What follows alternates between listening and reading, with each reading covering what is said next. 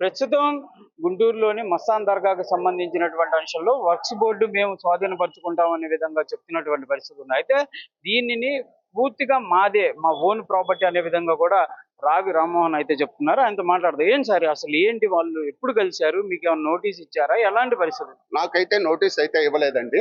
నాకు 9వ తారీఖు సాయంత్రం 11వ తారీఖు సాయంత్రం 4:30కి వాట్సాప్లో మెసేజ్ పెట్టారు. వాట్సాప్ పెట్టి వాట్సాప్లో అదే టైంలో నిన్ను డిస్మిస్ చేసాం, మేము హ్యాండ్ ఓవర్ చేసుకుంటున్నాం అన్నారు. నేను ఇలా కేరళలో ఉన్నానండి, ట్రీట్మెంట్ కోసం వెళ్ళాను. సోమవారం సాయంత్రం వస్తానని చెప్పి నేను వివరంగా వాళ్ళకి చెప్పాను. సోమవారం వచ్చి నా దగ్గర ఉన్న నా జడ్జిమెంట్లన్నీ కూడా పొందుపరిచి వాళ్ళు ఏదైతే నాకు నోటీసు వాట్సాప్లో పంపించారో నాకు హ్యాండ్ అయితే ఇవ్వాల. వాళ్ళ దాని అన్ని సమాధానాలు నేను రెడీ చేసి కోర్టు ఆర్డర్ నెంబర్లతో సహా విడమర్చి వాళ్ళకు సిఇఓకి ఒక ఆర్డర్ వచ్చేటప్పుడు కంపల్సరీగా ఇరు వర్గాల వాదన అయిన తర్వాతే ఆర్డర్ రావాలి. మీ వర్షన్ ఏమన్నా అడిగారా అక్కడ కోర్టు కానీ? వీళ్ళైతే ఏం అడగలేదండి. వీళ్ళు నోటీస్ ఇచ్చేసి మేము వచ్చేస్తున్నాము, హ్యాండ్ ఓవర్ చేసుకుంటున్నాము అని అన్నారు. ఈ రోజు ఇప్పుడు వెళ్ళానండి. ఏదైనా నేను ఒప్పుకోవాలంట. ఎమ్మెల్యే గారు పిలిపిస్తే వెళ్ళాను అక్కడికి. నువ్వు ఒప్పుకొని మాకు సంతకం చేస్తే నిన్ను లైఫ్ టైం నేను ముత్తవల్లిగా ఉంచుతాము, లేకపోతే నీ ముత్తవల్లి చెల్లదు, మేము హ్యాండ్ ఓవర్ చేసుకుంటాము. జరగనంటే మీరు ఏదైనా హ్యాండ్ ఓవర్ చేసుకోవాలంటే కోర్టులో ఆర్డర్స్ ఉన్నాయి, జడ్జిమెంట్లు ఉన్నాయి. ఇప్పటి నుండి కాదు, 1890 నుండి ఉన్నాయి జడ్జిమెంట్లు వరుసగా. ఆ జడ్జిమెంట్ నెంబర్లన్నీ వేసాను, వేసి చెప్పాను. ఇది అంటే నువ్వు హారతులు ఇస్తున్నావు, పూజలు చేస్తున్నావు, కొబ్బరి ఇది చేస్తున్నావు, దీపారాధన చేస్తున్నావు, ఇవన్నీ అని అంటే ఏమండి, అది 1890లోనే బాబా గారు సెక్యులర్ బాబా. ఈయన సర్వమతానికి, ఇది ఒక కులానికి సంబంధించిన, ఒక మతానికి సంబంధించిన కాదు, అన్ని మతాల వాళ్ళు వచ్చి బాబా గారిది వారి తోచిన విధంగా పూజ చేసుకుంటారు. ఇప్పుడు మహమ్మదీయులు వాళ్ళు ఇది చేసుకుంటారు.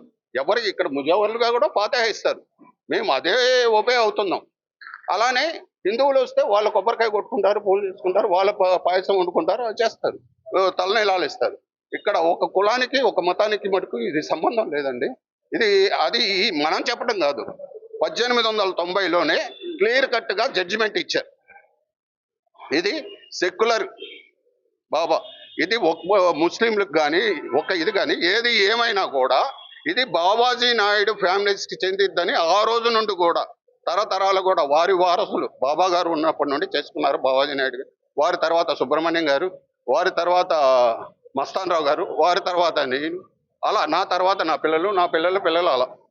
దీనికి బావాజీ కుటుంబంలో మా సభ్యులు అంతా ఉన్నాం. వాళ్ళందరూ అప్పటి నుండి కూడా వాళ్ళ పెన్నమ్మలు కానీ, పెద్దమ్మలు కానీ, వాళ్ళ మేనమామలు కానీ అట్లా అందరం కూడా ఒక ఉమ్మడిగా చేసుకుంటున్నాం. ఇది దీనికి జడ్జిమెంట్ కూడా అది క్లియర్గా ఇచ్చింది. అంటే ఇప్పుడు స్టార్టింగ్ లో పూజా విధానానికి తర్వాత ఏమైనా మార్పులు జరిగాయా? ఏమీ లేదండి. ఆ ఫోటోలు పెట్టకూడదంట, బాబా గారి పెట్టకూడదంట, ఇవి హారతలు ఇవ్వకూడదంట. ఇది ఎక్కడండి అసలు? ఇప్పుడు ముస్లిమ్స్ ఈ రోజు హారత ఇస్తుంటే వాళ్ళు ప్రేమతో తీసుకున్నారు. ఈ రోజు మన గుంటూరు జిల్లా కాదు, 4-5 జిల్లాల్లో వచ్చి ఇంత అద్భుతంగా జరుగుతున్న ఒక్క దర్గాని మీరు చూపించండి. ఈ స్టేట్ లో కాదు, ఈ ఇండియా లెవెల్లో ఈ విధంగా 365 రోజులు భోజనం పెడుతూ ఇక్కడ ఇంత సేవ చేసుకుంటూ పొద్దున్నే 3:30కి దర్గా కడిగి శుభ్రంగా కడిగి సాంబ్రాణి ధూపం వేసి పూజా విధానం చేసుకొని ఇవన్నీ కూడా తర్వాత మధ్యాహ్నం 12:30-1 గంటకి బాబా గారికి నైవేద్యం పెట్టుకుంటా మళ్ళీ సాయంత్రం హారతలు ఇచ్చి ఇంత 24 గంటలు కూడా ధూపదీప నైవేద్యాలతో వెలుగుతున్న బొత్సనాయ్ గారు. ఆయనకేమైనా ఇబ్బంది కలిగిందనుకో ఆయనే మమ్మల్ని పనిష్మెంట్ ఇస్తాడు. కానీ ఈ రోజు వచ్చి ఏంటంటే నేను ఒప్పుకుంటే లైఫ్ టైం వరకు వాళ్ళు ఇస్తారంట, నన్ను ముతవలిగా ఒప్పుకుంటారంట. మీ వాళ్ళు వేశారు, మీ చుట్టాలు వేశారు, నీ మీద కంప్లైంట్లు పెట్టారు. ఎవరండి? ఒక వేరే వాళ్ళు అసలు అన్అఫిషియల్ గా నన్ను బ్లాక్మెయిల్ చేస్తున్న వాళ్ళు ఎవరో పెట్టిన కంప్లైంట్ మీరు ఎంక్వైరీ చేసుకోవాలి కదా. ఇప్పుడు వాళ్ళందరూ కూడా మాఫియా నడుస్తుందంట, ఇక్కడ దొంగల ముఠా తయారైందంట, ఇక్కడ ఇవన్నీ చేస్తున్నాం అని చెప్పన్నారు. ఇవన్నీ చేస్తే కోత వేటల దూరంలో ఎస్పీ ఆఫీస్ ఉంది, పక్కనే ఐజీ గారు, డీజీపీ గారు ఉన్నారు, మళ్ళీ నగరం పాలన స్టేషన్ ఉంది, ఇటు పక్క లేలాపేట. ఏ రోజు కూడా మా మీద ఇంతవరకు ఒక కంప్లైంట్ క్లీన్ చీట్ తో ఉన్నాం. అంటే మీరేమో ఈ పూజా విధానానికి సంబంధించి ఎమ్మెల్యే గారు అడుగుతున్నారు అంటున్నారు. కానీ జరుగుతున్న ప్రచారం ఏంటంటే ఈ డబ్బులన్నీ కూడా ఏదో ఎక్కడో మిస్యూజ్ అయిపోతున్నాయి, దీన్ని అన్ని కూడా నిజం చెప్పాలంటే మస్తాన్ సాయి చేసినటువంటి వివాదాలన్నిటికీ ఇక్కడి నుంచే కేరా పట్టాల్సి అనే ప్రచారం చేయటం కాబట్టి ఆ అమ్మాయి సీఈఓని కలిసి సాయి ఇదంతా ఒక ప్లే చేసి ఆ వివాదం ఆ ప్రచారం దీనికి ముడిపెట్టి చేస్తున్నారండి. అది ఆ ప్రచారం జరుగుతుంది. దాన్ని మీరు ఏమంటారు? ఆ ప్రచారం పెట్టి ఇప్పుడు నన్ను తొలగేయటానికి ఆ అమ్మాయి నాకు ఇదిగోండి వాట్సాప్ కూడా చేసింది, నిన్ను తీసేస్తాము, దర్గాను మీకు లేకపోతే సీఈతో నేను కలుస్తున్నాను, సీఈఓతో వీళ్ళతో పడుకుంటాను వాళ్ళతో పడుకుంటాను అని పచ్చిగా మెసేజ్ పెట్టింది. ఆ అమ్మాయి పచ్చిగా మెసేజ్లు కూడా పెట్టింది, అవి కూడా వాట్సాప్ లో నా దగ్గర ఉన్నాయి, చాటింగ్లు కూడా ఉన్నాయి. వీళ్ళకి దర్గా లేకుండా చేస్తాను, లేదా నాకు 3 కోట్లు ఇచ్చేసేయండి, చేస్తే నీ కేసులు పెట్టిన కేసులన్నీ తీసేస్తాను అని.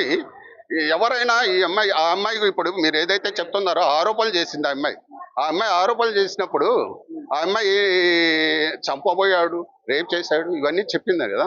ఆ అమ్మాయి ములాఖత్కి వెళ్ళింది శుక్రవారం. ఆ ములాఖత్ నెంబరు ఆధార్ కార్డు ఇచ్చి, ఇదే భయపడేది చంపే వాళ్ళు అయితే వెళ్ళి అక్కడ 3 కోట్ల బేరం ఇవ్వమని అడుగుద్దా? అక్కడే తెలీదా? ఆ ఆధారాలన్నీ కూడా రైట్ ఇన్ఫర్మేషన్ యాక్ట్ కింద వేశాను.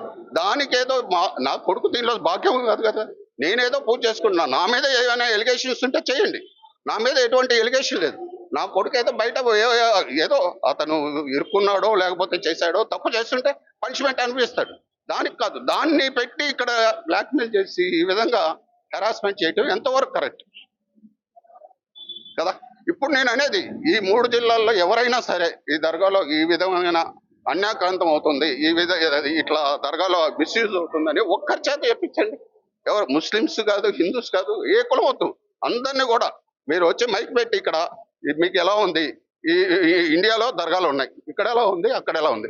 ఈ దర్గాకి 1 గజం భూమి లేదు.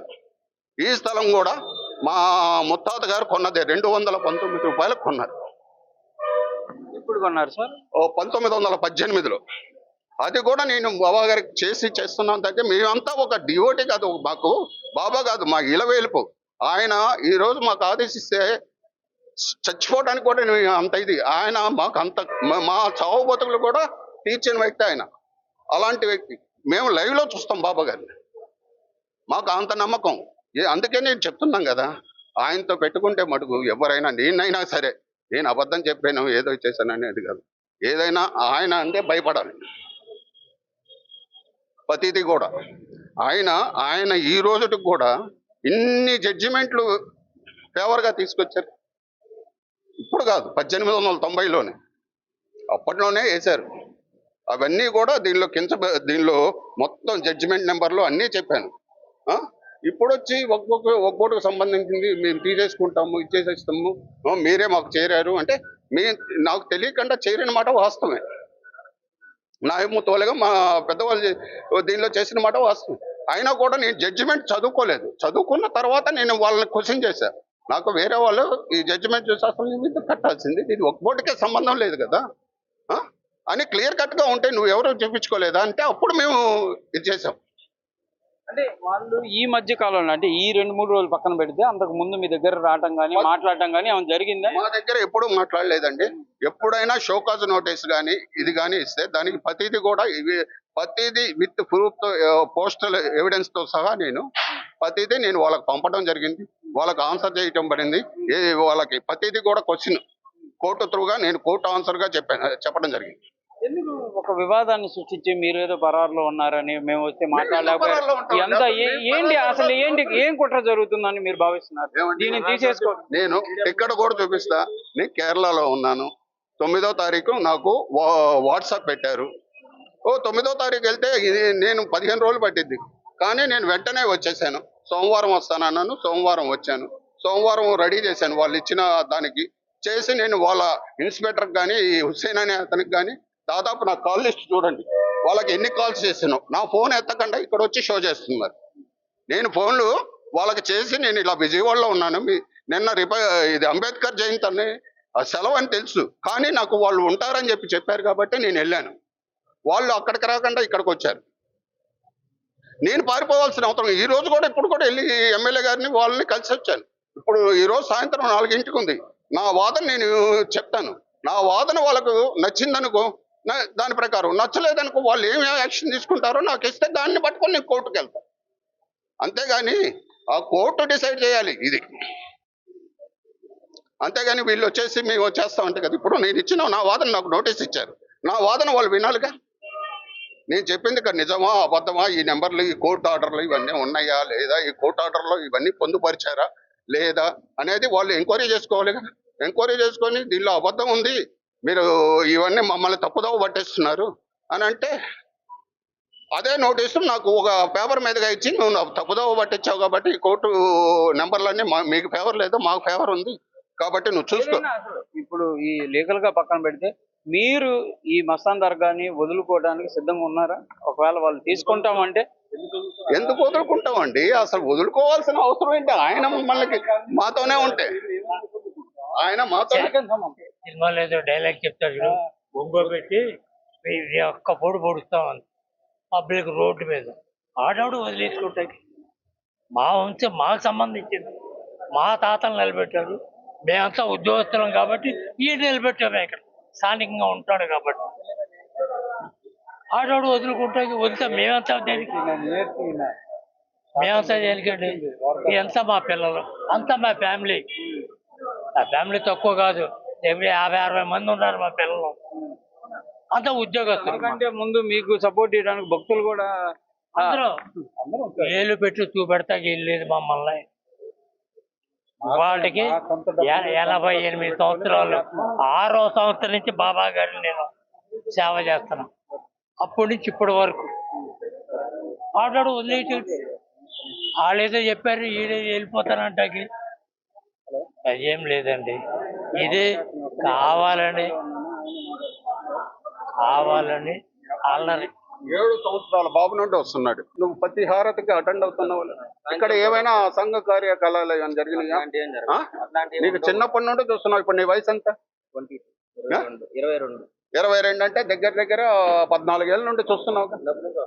ప్రధానంగా అసలు ఇప్పుడు ఇక్కడ ఒక వివాదం ఏంటంటే, హిందువులకు సంబంధించి కొంత సాంప్రదాయం జరుగుతుంది కాబట్టి అది ఉండకూడదు అనే విధంగా ఆయన అంటున్నారు.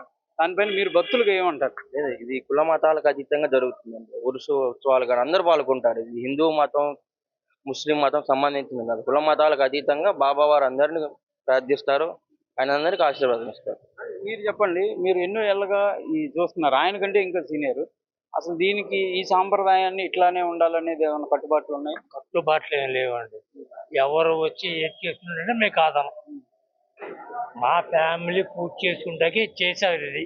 కాకపోతే ప్రజలందరూ వచ్చి మేము చేసుకున్నాం, చేసుకోండి, మేము ఫ్రీ వదిలేసాం, మేము చేసుకోండి, ఎవరు ఎట్లా ఉంటే అట్లా చేసుకోండి అంటే హిందువులు వస్తారు. లక్షల రూపాయలు వచ్చేస్తున్నాయి, అదంతా వేరే విధంగా వెళ్తుంది. ఏమీ లేదండి, ఇందులో ఉన్నది దీనికి సరే. కరెంటు బిల్లు లేని అప్పు చేసి కట్టిన రోజులు ఉన్నాయి. అది పాపగాండం తప్ప రోపగాండ ఒకటి మాలో మాకు ఎవడో చేసుకుంటాడు కాదని నేను అన్నా. ఎందుకంటే నేను కూడా 85లో వీరి మీద కేసు వేసాను. ఉన్న ఫ్యాక్ట్ చెప్తున్నాను కదా, కేసు వేసాను 85 నుంచి 2004 వరకు వచ్చింది, 2001 వరకు వచ్చింది. అంటే ఎన్ని సంవత్సరాలు కష్టపడ్డాను చూడండి.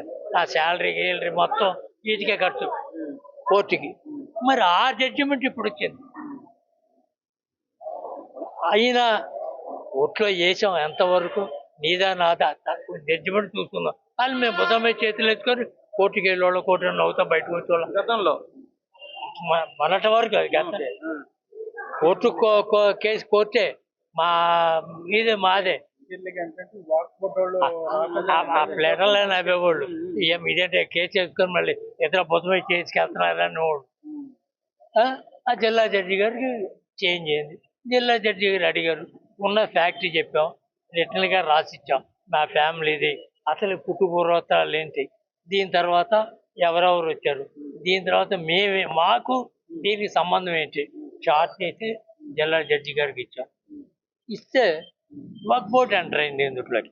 అప్పుడే వాళ్ళకి సంబంధం లేదు, ఇది మా ఓన్ ప్రాపర్టీ, మేము ప్రజలకి పూజ చేస్తుండకి అనుమతి ఇచ్చాం, అందుకు మా వస్తున్నారు జనం ఒకరిని బట్టి ఆడ పెరిగింది. మేము ఎవరిని రూపాయి అడగం, చెయ్యం, ఇస్తే వద్దాను. వస్తాయి ఇప్పుడు వృత్తి చేస్తాను. మధ్యలో వక్స్ బోర్డు దీనికి సంబంధం ఏం లేకుండా వాళ్ళు ఉన్నారని మీరు చెప్తున్నారు.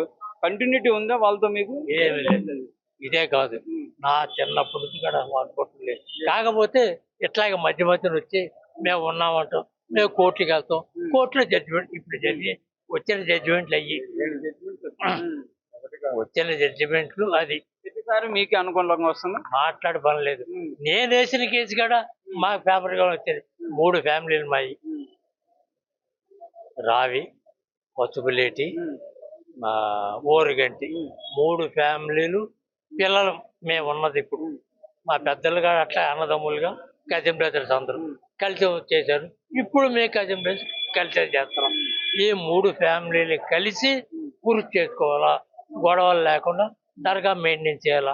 నేను రీసెంట్ జడ్జిమెంట్ అది నేను వేసిన కేసులు జడ్జిమెంట్ అది చెప్పాను. వక్ఫ్ బోర్డు ఎంటర్ అయిందని ఇవన్నీ ఏదో పిల్లి వస్తే మధ్యలో తీసుకెళ్ళినట్టుగా వాళ్ళు వచ్చాడు, ఎంటర్ అయ్యాడు, చీపోమన్నారు. జడ్జి గారు అన్నారు, నీకు సంబంధం అంటే ఎల్లవయ్యా, వాళ్ళు కొట్టుకుంటే మధ్య నువ్వు వచ్చావు పోమన్నాడు జిల్లా జడ్జి గారు. అంతే తప్ప ఇందుట్లో వక్ఫ్ బోర్డుకి ఏ సంబంధం లేదు ఫ్రమ్ ది బిగినింగ్. కాకపోతే మధ్య మధ్యలో మేము ఉన్నామని రావటం, ఇట్లాగే అల్లరి చేయటం, మేము కోర్టుకు వెళ్తాం. మరి కూడా కంపల్సరీగా మీకే న్యాయం ఉంటుందని ఆలోచనతో మాట్లాడే క్వశ్చన్ లేదు. వాళ్ళు ఎక్కడికైనా వెళ్ళలే, మేము రెడీ. న్యాయం మా అయిపోయి ఉంటాం. లేకపోతే ఈయనంతకాలం మా అనుకుంటాడు, ఆయనే చూపెడతాడు భయంగా.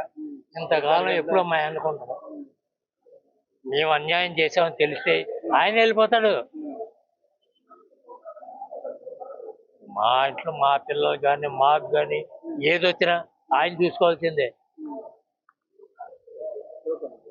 ఇది మొత్తంగా అయితే మాత్రం ఈ వివాదం కంపల్సరీగా గతంలో కూడా నడిచినటువంటి పరిస్థితులు ఉన్నాయి. వక్ఫ్ బోర్డు వాళ్ళు అప్పుడప్పుడు వచ్చి నోటీసులు ఇవ్వడం, మేము వాటికి ఆన్సర్ చేయడం, లేదా లీగల్ గా కోర్టు ద్వారా కూడా మేము అనేక సార్లు కూడా దీనికి సంబంధించి మాదే ప్రాపర్టీ అని నిరూపించుకునే విధంగా కూడా తెచ్చాము. ఇప్పుడు కూడా కంపల్సరీగా లీగల్ ఫైట్ కి సిద్ధంగా ఉన్నామనే విధంగా కూడా రావి రామ్మోహన్ సంబంధించి కానీ మస్తాన్ దర్గాకి సంబంధించి ఎవరైతే ఆర్గనైజర్స్ ఉన్నారో వాళ్ళందరూ క్లియర్ గా చెప్తున్నారు. ప్రతి ఒక్కటి కూడా ఈ ప్రాపర్టీ అనేది ఓన్ గా జరిగింది తప్ప ఎవరికి సంబంధం లేదని వాళ్ళు చెప్తున్నటువంటి వాదన.